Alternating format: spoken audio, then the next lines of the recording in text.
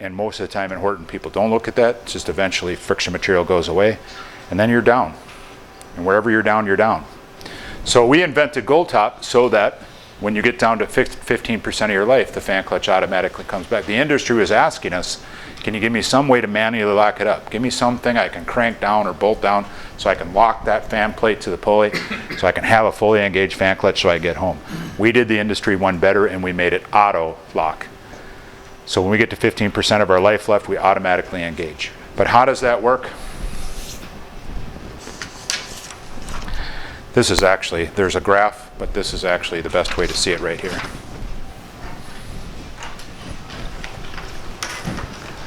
I'm going to use this as my pointer. So air is going to come up. You see an air cartridge right over there by you? Little green, little red air cartridge. There you go, thank you. So air is going to come up through the shaft, through the bracket, up through the shaft. It's going to go through that little pinhole, has to go through that little pinhole. That feeds in through that little pinhole and feeds the air that keeps the fan clutch disengaged, that pushes back this spring. This whole volume of air right up here, where's my pointer? So you see this thing is kind of shaped like a bell right here, like a dish. Well, that dish is the air cartridge. That dish is what's compressing the spring. So the top side of this dish is what's collecting all the air volume and pushing down on the spring to hold the spring down to keep the fan clutch disengaged. Air comes through, let's say you got 100 psi. You got 100 psi going through that hole, 100 psi going through this hole. You got a 1,200 pound spring, 1,250 pound spring. But 100 pounds can't beat 1,200 pounds. But once you fill up that air volume, we have 14 cubic inches. You take a 4-inch diameter times y times pi r squared. You end up with, now you take 14 something inches, multiply it by 100 pounds of pressure, you got 1,400 pounds of pressure. 1,400 pounds of pressure is enough to hold back a 1,200 pound spring. 14 beats 12. Okay? So that's just generally how the operation of the Gold Top works. It would be the same in Horton. In Horton you have an air chamber underneath there. You're applying pressure to overcome an 1,800 pound spring. So they need a bigger air chamber to create more air volume because they have to overcome an 1,800 pound spring. Not an advantage or a disadvantage, just that's the way that works. Okay? So air is filling up this volume right here and creating air pressure pushing down on this spring. As in this right now is an engaged fan clutch because there's no air pressure on here, right? So this surface right here is down as far as it goes because the spring is released as much as it goes. But if this were in this disengaged position, there would be a 1/8 of an inch gap or so here. I'm making up that number, but there would be a gap right here between the top of this and this plate, or between the top of this and the top of this shaft. As this friction material wears thinner and thinner and thinner, this, you see how this sort of sits up here, whatever that is, 3/8 of an inch above this surface. But as this friction gets thinner and thinner and thinner, this is going to keep sucking down deeper and deeper and deeper. And these two pieces are going to get closer and closer and closer together until eventually this top plate kisses that little O-ring. It's going to go down until that top plate touches that O-ring like it does now. As soon as it touches it, it shuts off the air supply. It doesn't shut it off, meaning that it doesn't reach out and shut it off at the solenoid valve. The air is still coming up. The computer and the ECM and the thermal switch still thinks, and the solenoid valve still thinks the fan clutch is on. It's still sending air. But now we're sending air, instead of sending it to a 4-inch where we get to use pi r squared times 4, now we're getting pi r squared times 3/4 of an inch. And this is the only air volume we have is right here. So instead of having 1,400 pounds of air pressure, we have 100 pounds of air pressure. And 100 can't overcome a 1,200 pound spring. Does that make sense? John? Okay. So that's how Auto-Lock works. It's two pieces, to simplify it, it's two pieces that as the friction material wears, these two pieces get closer and closer and closer and closer until it kisses an O-ring. Once it kisses an O-ring, it shuts off the air supply or restricts the air supply to a point where we can't overcome the spring. engage. Okay? That's how auto-lock works. Questions? How long does that take from this installation to auto-lock? Well, it's 85% of your friction life. Right. So if you say friction material, it depends on the amount of applications, depends on a lot of factors. But if you say AR fan clutch, you get 7 or 8 years without auto-lock, it's going to come on at the 6th year, 5th year or something with auto-lock. So we could run, the penalty of auto-lock is, hey, we could probably drive this thing for another 1.5 years before it actually failed. But we don't want to do that because we don't want to fail on the side of the road. Plus you're using more fuel because you're requiring more energy to turn that big fan all the time. Well, that's a different thing. So that's what is the penalty of having auto-lock on, would be, hey, it's going to be noisy and we're going to consume fuel. But we're going to do that until we get home. You can make our stops, make our deliveries so we're not spoiling tomatoes in the back of the bin. And we don't have to call any customers, say I lost your load. Let's make the loads, let's make the deliveries. We'll get it back or we'll fix it on our time, in our shop, with our parts, with our techniques, with our common practices, with our mechanics. And send some other truck to do we're not missing anything, no downtime. So it's huge, huge. You tell a mechanic about auto-lock, what do they care? You tell a director of maintenance about ease of installation, what do they care? You tell a mechanic about ease of installation, they flip through the roof. You tell a director of maintenance about auto-lock, they flip through the roof. Okay? Director of logistics too, because he's not losing. Right. So it's know your audience. But to me, auto-lock is the silver bullet. You're talking about torque, and you're talking about ease of installation, you're talking about common causes of failure and solutions, and then you nail them with the silver bullet, which is auto-lock. You can't lose after you're done talking about auto-lock. If you're talking to a fleet. Talking to WD salesmen, you're trying to train them so that they can train the fleets. They don't really care either, but you got to get it to stick with them so that it sticks with the guy the guy it counts with is the guy who owns the fleet or manages and maintains the fleet. Okay? Any questions on auto-lock?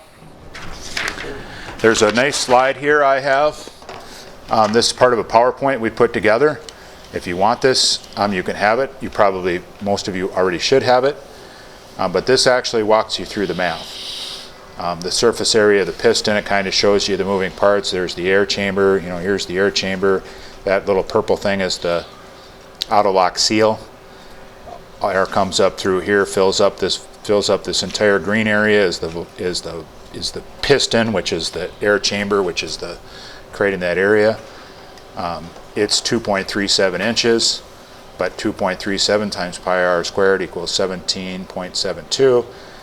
You multiply that. In this case, we used 80 psi, which is the minimum, but you're still getting 14. At 100 psi, you would get whatever that math is. But once you reduce it down to a ½ inch times the same, times the same 80 psi, you're only getting 94 pounds of air pressure. 94 pounds can't overcome a 1,200 pound spring. It's the same. That's the auto-lock math.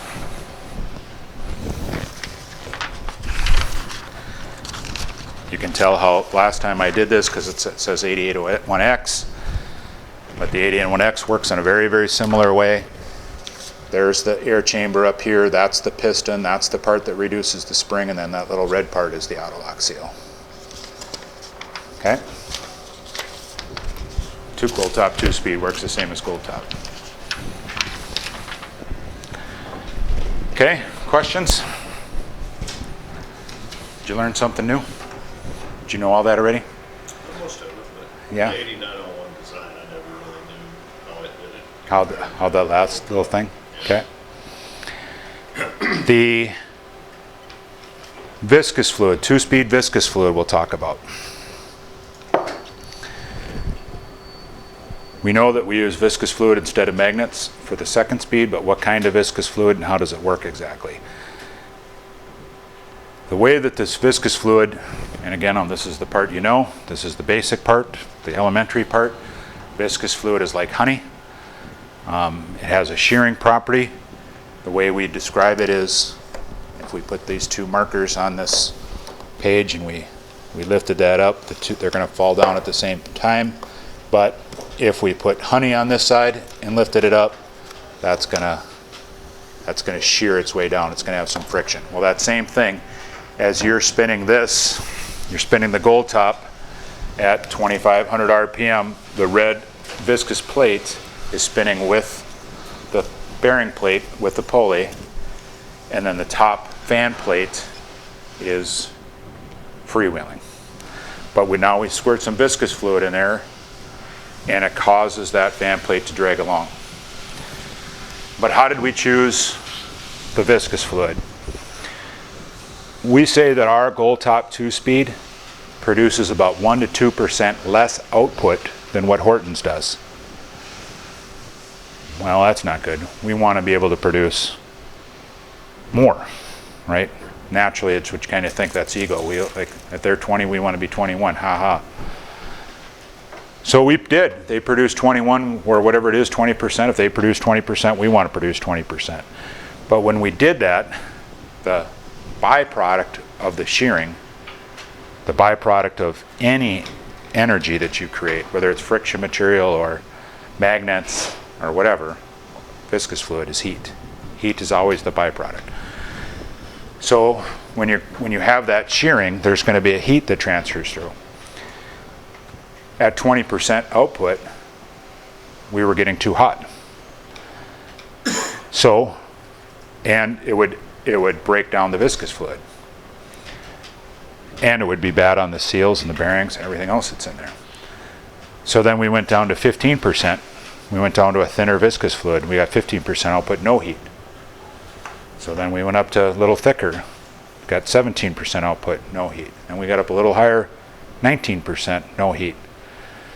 Very nominal heat. So he said, okay, this is good. We're 1 to 2%. We have a manageable heat rating right here. This is the one we pick. But that's how we spec the viscous fluid in there through trial and error. What's the difference between 20% output and 19, or 20 and 18, or even it's 20 and 17? If we're 2 or 3% behind them, this is a graph that shows. This is the testing that we did. Super small print, so I'll walk you through it. But on a Gold Top, you have a Gold Top 2-speed, or a DriveMaster 2-speed, another DriveMaster 2-speed, and then our Gold Top 2-speed. At 1,800 RPM, they got one at 20, one at 22, we're at 18. You keep reducing the RPM, the more you reduce the RPM, the more output we're going to get, right? Because the less dragging, it's easier to drag along at that RPM. So it's 36, 35, 30, 29, 27, 25, 25, 22, 23, 20. So somewhere between 1 and 3% below theirs is what our output is. But what's the difference between that? If you're at 2,500 RPM and your fan is at, let's say, 500 RPM, that'd be 20%. They're at 500 RPM and we're at 492 RPM. Both those numbers are providing additional supplemental cooling to the engine in a way that's going to reduce an on-off fan clutch. You'd have 50 engagements. At 20% output, you're going to have 5 engagements, and at 18% output, you're going to have 5 engagements. It's not going to make us have an extra engagement. And if it did, over the course of 10 years, we'd have 2 extra engagements or whatever. It's not really a thing. Okay? So we get to manage the heat. We pick the viscous fluid that allows us to manage the heat. Now, why did we go to Gold Top? Why does a Gold Top have fins? Our 2-speed have fins and a Gold Top doesn't? Because of that viscous fluid, because of that heat that we're generating there, we need to dissipate it. We need to get it out. So the whole purpose of the reason this one looks different than this one is because this one we're not creating any heat. Well, we are, but it's because every energy creates heat. But the heat is evacuated. The heat's happening at the friction material. It only happens while it's slipping. It only happens when it's engaged. And it's dissipated immediately. Here, we have viscous fluid, or we have heat happening internally, and it's happening all the time. So we need a way to dissipate that. So we put in all these cooling fins. So that's why the 2-speed has cooling fins, the Gold Top doesn't. But then why do we switch from a gold 2-speed to a silver, how is it that we can have a silver gold top? That was a tough one for me. Craig came and said, the gold top's not gonna be gold anymore, it's gonna be silver. And I'm like, we can't do that. Well, they explained to me the engineering reasons why. We're basically taking this cooling fin and we're painting it, putting a blanket on it, and holding in all that heat. We take off the coating, and now now we can pick a viscous fluid. Now we can pick just a slightly thicker viscous fluid. So now instead of being 4 or 5% off, we're only 2 or 3% off because we're evacuating more heat and putting in a better viscous fluid. Okay, that's why we have gold top 2-speed and platinum, we call it now, platinum 2-speed. It's called the platinum, it's called the gold top 2-speed platinum edition. Okay? No gold, just platinum. Huh? No gold, just platinum. Well, we actually still call it the gold top because that's our trademark name, but we called it the platinum edition, but really we just call it the gold top 2-speed. Nobody ever really uses platinum anymore. All right. Next up on my advanced training is the 2-speed fan clutch and the issue we had with the air cartridge augering into the face seal. You guys remember that problem? You wouldn't probably, but you do. Heard bits and pieces. Okay, so let me explain what happened and explain what the solution was.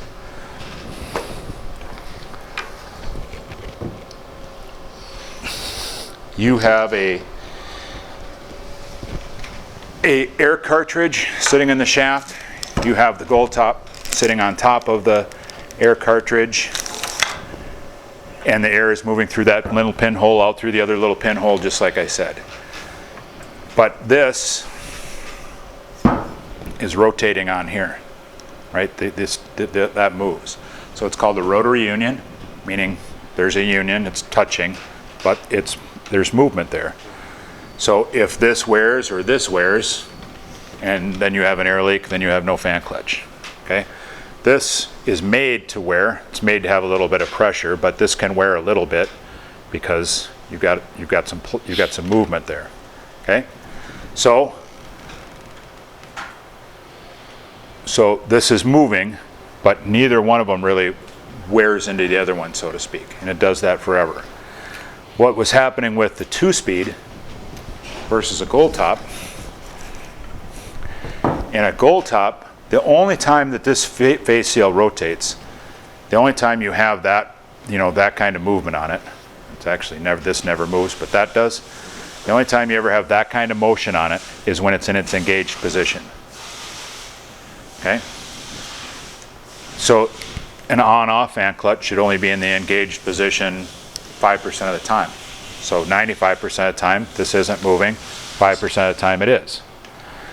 But the gold top 2-speed, when it's in its off position, is still on 20%. So 100% of the time, you have rotation on here, and it's moving. There's rotation all the time. And then what we're finding is that instead of this being the sacrificial wear surface, this was augering into this. And if you've never seen one in real life, that's what happened. This is, you can see that augering of the face seal. So this is basically acting like a drill bit, drilling into there. And then boom, you have an air leak. How does that happen if that surface is stronger than you have metal, which should be stronger than Yeah, you would. It's just the speed of the rotation. You would, it's just the two material surfaces. Remember the same thing was happening with Borg Warner when they had that aluminum fan clutch, and the friction material, as it made contact with the surface, instead of it wearing out the friction material, was wearing out the aluminum. So it just depends on the material choices. So in our material choices, the plastic that is in that air cartridge plunger was augering into the metal that's in this face seal. So the solution is to play with the face seal metals, to play with that plunger plastics until we find a combination that works. We found a plastic, it's called phenolic. It's just in the category of all the plastics, it's a category of plastic. But phenolic air cartridge is not wearing into the face seal. So and back when we had our worst of our worst problem, it was probably 2 out of every 10 or 1 out of every 10. Wasn't even that. It was like half of 1%, but it seemed to come in rashes. It seemed to come in batches. And my thinking is that was mostly on small fan blades. So, almost everything, when we talk, the bigger the fan blade, the more problems you have. But in this case, the smaller the fan blade, the higher the output speed, right? Because the viscous fluid didn't have to drag so much. Right. So now we're getting 30% output or 35% output. Now we're spinning that thing harder. If we had a big fan blade where we only have 16% output, we weren't running into as many problems. Then we'd sell 10 gold tops to a fleet, and they'd have six of them would have augering issues. And I think that there's a link between, I haven't proven that yet, but I think there's a link between smaller fan blades and more augering. But whatever the case is, once we switched to phenolic, our problems went way, way down. We still see one augering once in a while, but it's pretty rare. So now what we're doing, the step to correct that further, is we're going to a different compound of phenolic. It's called long strand phenolic, or it's just the fibers that they use to make these are just a different thing. You don't have to know. But it's just a different phenolic that we're now testing and having even better results with, that I think we're going to wipe out the problem clean. So that's been tested. It's going into production. The phenolic's already been in production for a couple years. New long strand's about to go into production. And not only will we take it there, but once we get this first batch in and once we get enough inventory in, then we'll spread long strand phenolic air cartridges throughout the whole. I don't think so. That'd be a good question to text to the group. So far, you're my 4th class, and every time I say text it to the group, everybody goes, We're not going to do it. you bet you'll do that. Just text something like You want that? air cartridge color, and I'll remember what the question is. Yeah. Okay? Because I don't know the answer to that question, but it's a good question. All right. Next thing we want to talk about is 244700, part of our advanced training. The 244700 you probably already know is a solution we have for Navistar, but maybe not. You've probably seen it in a catalog or seen it in print, but I wanted to show you it in real life. So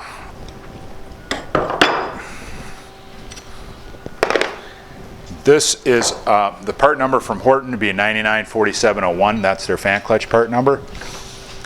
It would look like, I'm not going to worry about sinking that in there, but it would look like that. But normally when you have a fan clutch, you have a fan clutch, the bracket, the pulley, the fan clutch mechanism, it's all one piece. So you take this off the truck, you buy 99334 and you put it back on the truck. But a 994701, the bracket is part of the engine.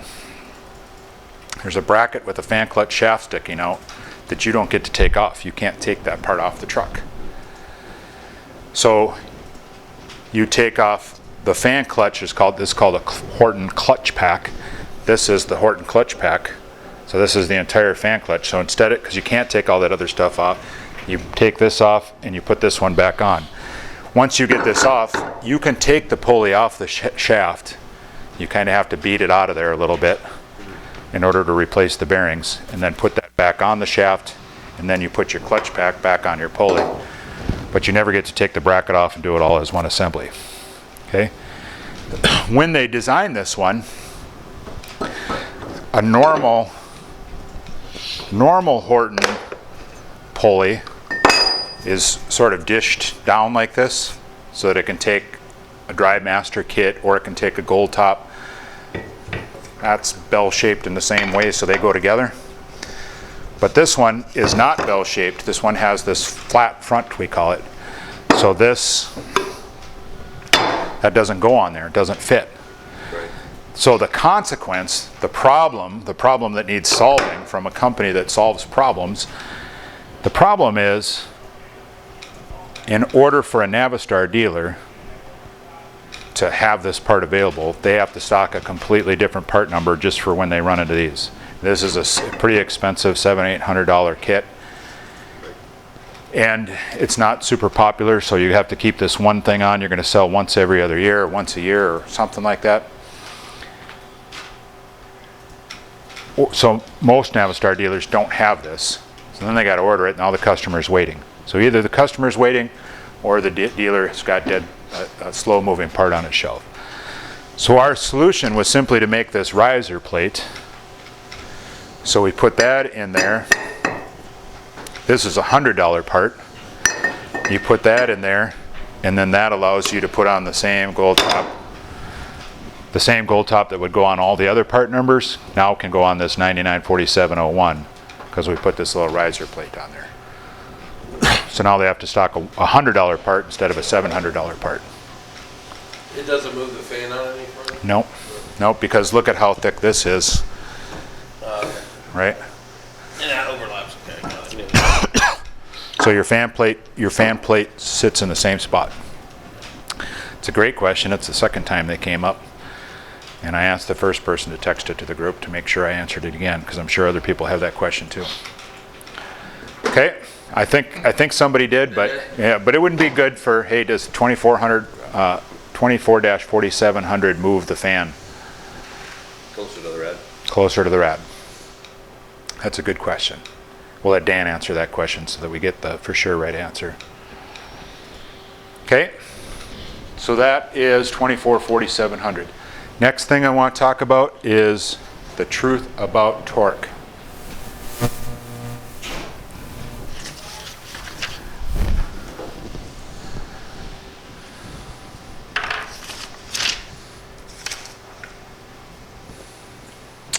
We're going to use this piece of paper then.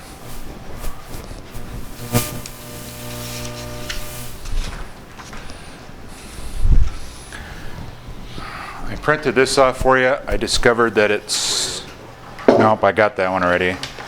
But I printed this off thinking you could read it. After I got up here, I realized we really can't read this, so we printed just this graph on a bigger piece of paper, but I can't find it. So somebody probably took it with them on their last journey. But this is an article that Horton produces. It came out about 6, 7, 8 years ago, or more even.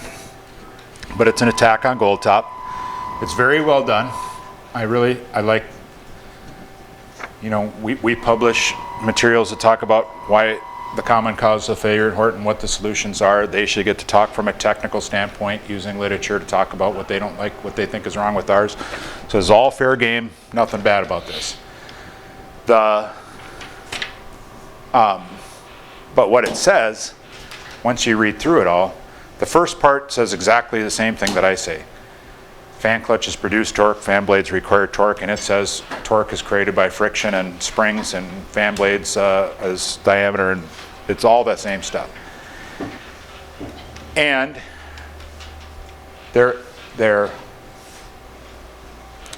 what they're trying to get at is that the Gold Top fan clutch produces too much torque.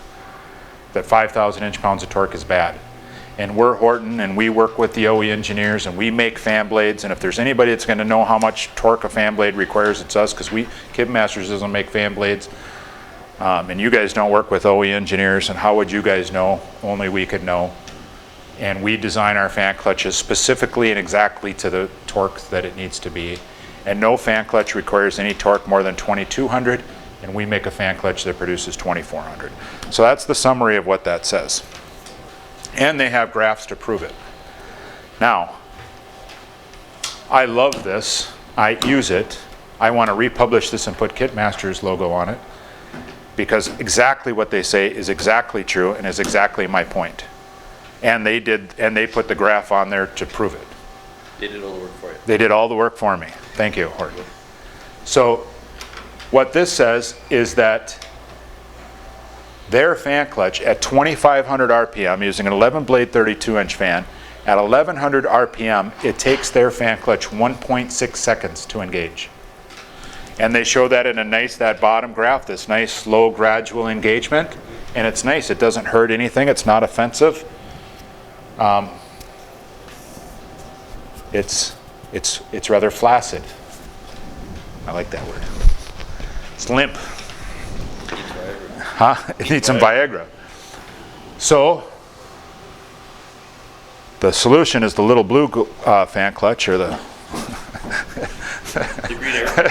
yes, The gold pill. right? The answer is the Gold Top. The Gold Top is 5,000 inch-pounds of torque, but their contention, that's the word I was looking for earlier, their contention is that we engage so hard and so fast and so strong that we create this catastrophic chain of events that wrecks the fan clutch, wrecks the belts, wrecks the tensioners, causes damage to the other components, the alternator or starter, whatever else, water pump, whatever else this thing's connected to, travels through the truck, through the tires, down the road, hits the elementary kids, and it's just bad. Everything else is moving already. Doesn't have an effect, doesn't have a direct effect. It could, if you're engaging it, you're creating the shock load. The theory is that the shock, I mean, that's what you have tensioners for. Without a tensioner, We have there is, we have rubber belts and tensioners. yeah, I know that should damp the vibration, but if we're sending forth this big vibration loop that's screeching and ripping stuff apart. Okay, so that's the contention. I use this math in my favor. Let's just turn the tables on this. When we say a fan clutch is supposed to engage, slip a little bit, and then lock in, how many slips does it do? And what's acceptable for slippage? Well, what do you think? How many slips does it do? 12 and a half. Huh? 12 and a half. 12 and a half. I throw this out there. People would say half, 1, 2, 3, 12 and a half. But if you take 2,500 RPM and divide it by 60, you get 41 revolutions per second. 42 if you round up. 42 revolutions per second. Now you take 42 revolutions, multiply it by the 1.6 seconds that their graph says it takes, you get 66.6 revolutions before you engage. 66 revolutions For theirs or for theirs. For theirs. So look at the heat and the friction that's generated in 66 revolutions. Why do they wear up? Why, it's not so much the wear, but all that heat that's created. When we talk about the problem with torque and why does that torque wreck the bearings, because there's all that slipping, the whole thing is shaped like a Tommy Boy funnel leading to those pulley bearings. Well, that happens, that's true. If you engage, slip a little bit, lock in, and then you get into this high RPM situation where it's spinning so fast, fan has thrust, eventually it pulls away, can't hold on, slips, massive failure, massive heat, destroys the pulley bearings. That's true, but that's rather uncommon. But what is not uncommon is that even on a normal engagement, even if this thing never sees anything other than a normal engagement, on a normal engagement, it's 66 revolutions. So you have this heat bloom, this flash of heat that is in the core that now pounds the bearings, then dissipates. 3-4 seconds later, it's gone. 5 minutes later, fan clutch comes on, boom, flash of heat, gone. But you do this one. Bearings do this one. Yes, that's what happens. So now you get all this, and the bearing grease is in there. Bearing grease, yeah, then goes back. It's fast, but over time, that's what causes premature failure on these Horton-style fan clutches. You take ours, 42 revolutions per second. We engage in 0.3 seconds. Massive fast. But that means that we only have 12 engagements, 12 slips. We get 12 turns. We have 1/5 the amount of slipping that they have. So we're not creating that massive heat bloom going down on the pulley bearings, wrecking all that stuff. So exactly what this is shows it's proof positive. It's in their writing of why Gold Top works. So the only thing is, okay, so we know that we get less slipping. We know that slipping is heat, so we know that we get less heat. Is our penalty belts and tensioners? Well, all I say is, I don't know. On the flyer, there's a picture of belts and tensioners and hoses all in this really ugly pile with a Gold Top sitting on top. So I know they didn't fabricate that. They must have found a real fleet somewhere that really had this damaged stuff. But nowhere in my career ever of talking to a fleet have I ever heard anybody ever say that arc fan clutches causes this. So if I went to TMC and there was 500 fleets standing there and I said, who here has gold tops and had tension or belt problems, nobody would raise their hand. And if one person did, yeah, I had that happen once, I would say, okay, now who's had premature failures on their Drive Masters? And all 500 hands would raise. So if I had to pay that penalty every once in a millennium, I'll pay it, no problem. But I haven't met that person yet. Just ask them on the Drive Master report, just what happens when that goes. You lose your belt, you lose your tension, you lose your rad, you lose your fan. Right. I mean, I had it happen. I had it happen on my truck, right in the middle of the bush in Northern Ontario. That's a bad situation to be in. Well, and it didn't say anything about any sort of noise, nothing, just let go. Just boom.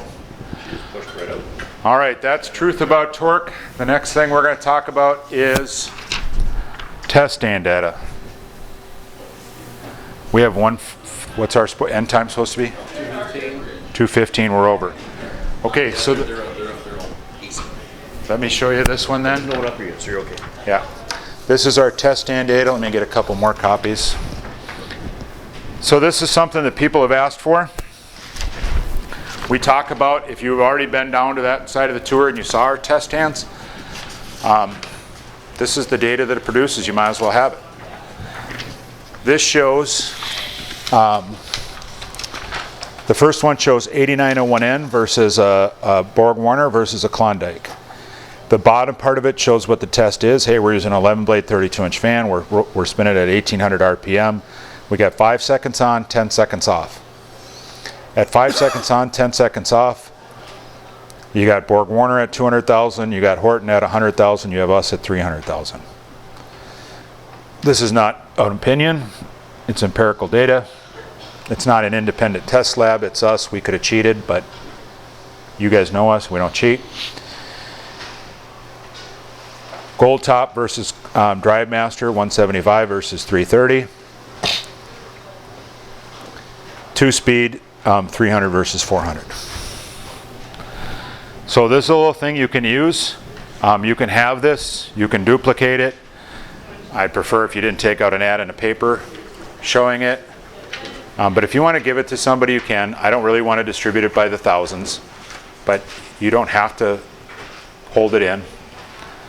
And you can use this. When people say, how much longer does a gold top last? There's your answers. There's your answer. We can just get Kate or Lindsay to send us this, right? So Yep. we have it in the file, just Yep. add to the file. Yep. Why don't you put that in your text thing? Say, can you publish the test stand data on the rep toolbox? We'll put it on the I rep. think it's in the rep toolbox. I don't think that data is not in the rep toolbox. No. Nope. But it'd be really good if it was.